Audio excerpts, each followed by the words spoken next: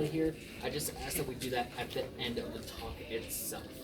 So today we're going to be talking about how the dunes formed over geologic time. So I have a timeline here that is mostly still hidden, starting at the formation of the Earth, and I'm going to be unrolling it, revealing different events that led to the formation of the dunes, and a couple other things not directly related, but will help put some stuff into perspective. So we're going to go ahead and get started with our very first thing, which is actually one of three things that's not related to the dunes, and that's actually before anything is recorded in the rocks in this park. Life is actually going to show up on Earth. Life is actually incredibly old. Our current estimate is about 3.5 billion years ago. So that's about a billion years after Earth actually formed. So relatively quickly. So that's just going to show that before anything here is formed, life is actually found in other parts of Earth. To find the first thing here in this park, I actually have to roll this quite a bit. And keep going until about right here. So we're looking at about 1.8 billion years ago, the oldest rocks in this park are going to be formed. Those are going to be in the form of gabbros and granites, which are slow cooling igneous rocks, so rocks that form from magma of molten rock. And then metamorphic rocks like gneisses, which are rocks that have changed due to heat and pressure. So I have a little piece of banded gneiss here. So like I said, this is some of the oldest rock you actually find here at Great Sand Dunes. It's actually some of the oldest rock of Colorado. So when continents form, it's not just like a continent's all of a sudden there. It's kind of, you have a proto-continent and a little bit gets added onto it and a little bit more, a little bit more. And when Colorado is being added on to what eventually would become North America, that was about 1.8 billion years ago. So the oldest rocks we have here are some of the oldest rocks of Colorado itself.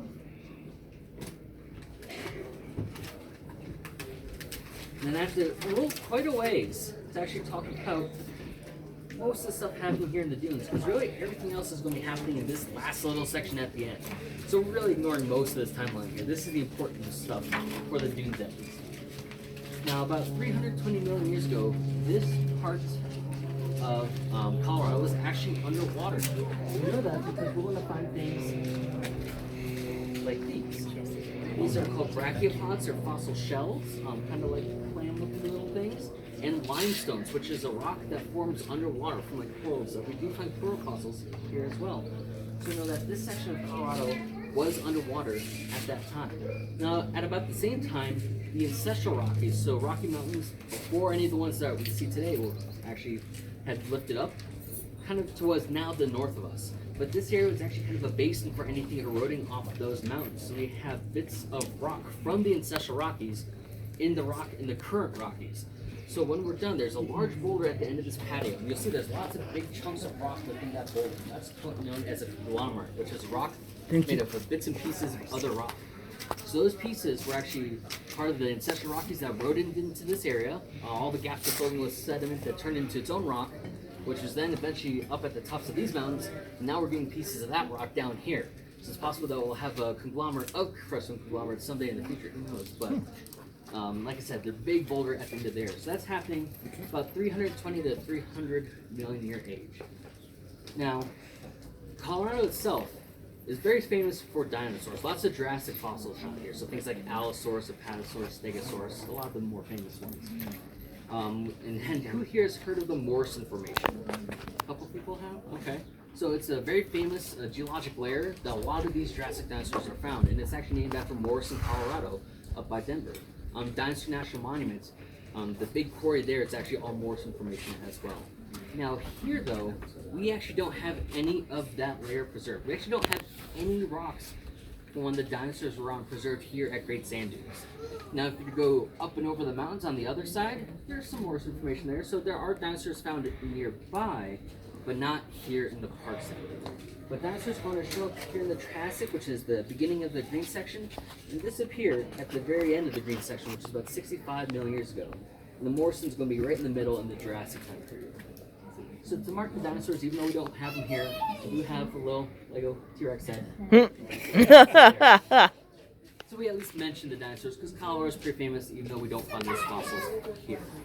But pretty much everything that's actually going to lead to the formation of the dunes themselves is going to be happening in just this little yellow section right here. So we have some of the rocks in the surrounding area that are older than that, but actual dune formation, all in the Cenozoic, which is the time period that we are currently in. And at that scale, I can't really point out where stuff is, but I did plan ahead. And I zoomed in on that last 65 million years, so we can see it in a little bit more detail.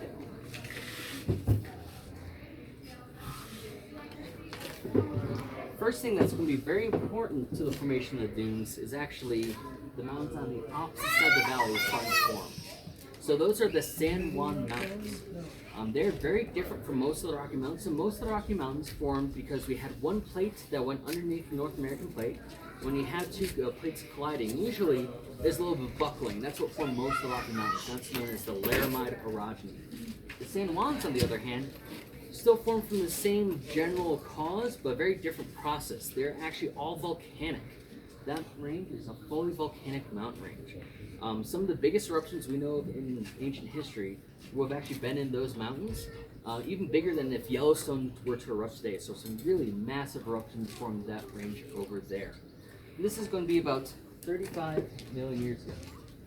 For the San Juans, I have a little piece of scoria. It's a type of volcanic rock. It's kind of a cool looking one. It's got this weird texture to it, and that's because when this particular rock cooled, there's a lot of air bubbles trapped within the lava, and gives it kind of a lightweight and a cool looking texture. Who here has heard of pumice? Anyone heard of pumice? A couple people? That's another type of volcanic rock that has a lot of gas bubbles. That one has so much, sometimes it can even float. This one's a little bit heavier. So that's going to form what is now the west side of the valley. But for it to be a valley, we also need an east side, and that's where the Sangre de Cristo Mountains come in. These mountains right here. These are also going to form differently from the rest of the Rocky Mountains and the San Juan. So they're not formed from one plate kind of pushing up on another, and they're not formed from volcanoes. These are actually known as fault block mountains. So there's a section of this state called the Rio Grande Rift, where we actually have two portions of the crust that kind of have spread out a little bit. So that's what a rift is, when you have two sections of crust that are pulling apart.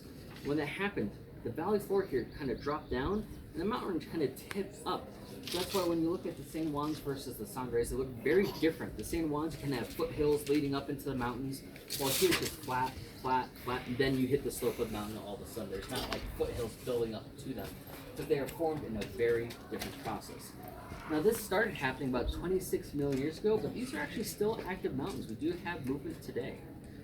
Now we can actually see evidence of movement in these mountains in the rocks themselves. So I have a little piece of rock from the Sangres.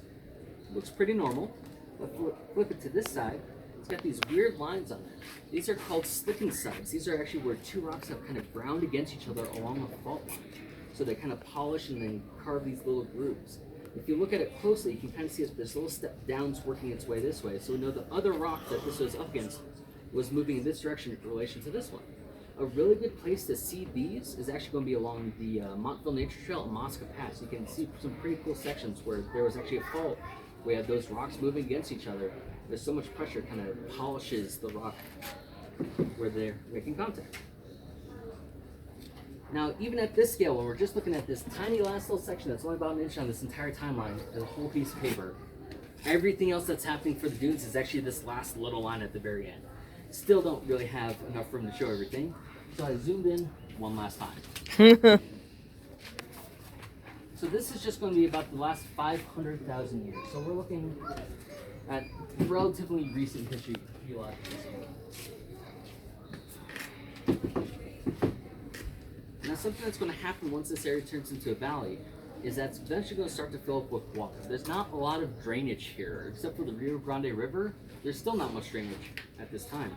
But about 440,000 years ago, we had a lake called Lake Alamosa. It covered a large portion of the valley, but eventually it started to erode through the southern end and started to drain out. And that's one of the reasons we think the Rio Grande Gorge might be as steep and deep walled as it is, because there's quite a bit of water that's kind of carving its way through versus a river that's just kind of lazily meandering its way through the area. So that lake is actually going to be the last kind of hurdle before the dunes can be formed. For the lake, I have a fish fossil. This is called a buffalo fish. We have found these here in the San Luis Valley. This particular one, though, I think is in Wyoming. You can find these in like rock shops pretty frequently. Most of the time they're from Wyoming. A pretty common fossil from that area. But we do find them here too. But once that lake is gone, instead of water being the dominant process for moving sediment around, wind is going to be the dominant process. Now when it comes to moving sediment, the amount of energy is very important. The more energy, the bigger stuff you can move. Things like glacial systems, lots of energy in a glacier. They can move massive boulders, create hills, carve away mountains. Rivers and water, on the other hand, can still move quite a bit, but not quite the same amount of energy. While wind can only move really the smallest stuff. So things like dusts and silts, those can just kind of be picked up and carried away on a really windy day. Sand, on the other hand, is light enough to be picked up by the wind, but usually it's a little too heavy to be held by it. It's kind of picked up and dropped, almost like bounced around along the surface versus actually carried away by the wind. Now the predominant winds here are actually usually from the southwest to the northeast. So they're blowing across the valley floor where these two mountain regions have been slowly eroding and just gathering sediment across that valley floor where that lake used to be. So any sand is going to be pushed by the wind towards this little bend in the mountains. Now if there's only the one wind direction though, all the sand would actually be kind of shoved up against the mountains, kind of ramped up on top of it. But we actually have very complex winds here. During storms, occasionally, we get winds blowing through the mountain passes in different directions. So because we have lots of different winds coming different ways, instead of just shoving the sand in one way, it's kind of like squeezing it into a big pile. And it's because we have those complex winds that gives us a large variety of types of dunes and also helps build the dunes to be as tall as they are. For the dunes forming, I have just a little Ziploc bag of dune sand. Nothing fancy, but actual sand from the dunes. This is going to start happening about 374,000 years ago. So at that point, enough of the water had drained away and there was enough sediment to kind of expose to the air that wind was really a dominant process. Now, there's one more event in Earth's history that is actually recorded here at Great Sand Dunes. So while it's not directly related to the dunes forming, it's still kind of an important thing, and that's we have a lot of evidence of the Ice Age here. Up in the mountains, we do have scars from glaciers where they have carved sections out of the mountains. And down on the valley floor, we find things like this. This is a piece of a mammoth tooth. So we've actually found a decent amount of Ice Age fossils here. Some of the more common ones include prehistoric Ice Age camels and different types of rodents, and the occasional mammoth. Now, at the very end of the Ice Age, we're going to find one more thing that starts to appear about 13,000 years ago. And that's going to be things like this. This is a Clovis point. This is actually a type of spear point that is often used for hunting mammoths. So we know that people were here at the very end of the Ice Age hunting mammoths in this area. And that's about at this time that the dunes are really going to start to take more of their final form, somewhere between like the 15 to 8,000 year range. Now that number is still being researched. It's really hard to date piles of sand, but that's kind of the current guesstimate that we have. There's a few different techniques that our geologist is working on, but right now, starting from about 374,000 years ago is when the winds are starting to push the sand towards this area. And somewhere near the end of the Ice Age is when the dunes are going to start looking kind of like they do today. Now looking at all this, we were really just focusing on the last little sliver of the last section of this entire time. We have a couple things that go pretty far back, but for the most part when we're talking about dunes, which are really just big piles of sand, they're relatively short-lived geologically speaking. I mean, they haven't been here that long. Like I said, their current form, the oldest, like 50,000 years or so. And it's really hard to say what's going to happen in the future. The next 500 years, 1,000 years, 5,000 years. Maybe the winds will change and the dunes will move somewhere else. Maybe this area will become much more wet and they'll kind of just like spread out and disappear when water takes over again. It's really hard to say. Maybe if this area dries out and the winds stay the same, we might get more sand added to the system. But at least in the meantime, we do still have the dunes here to explore and enjoy right now. Thank you. Does anyone have any questions?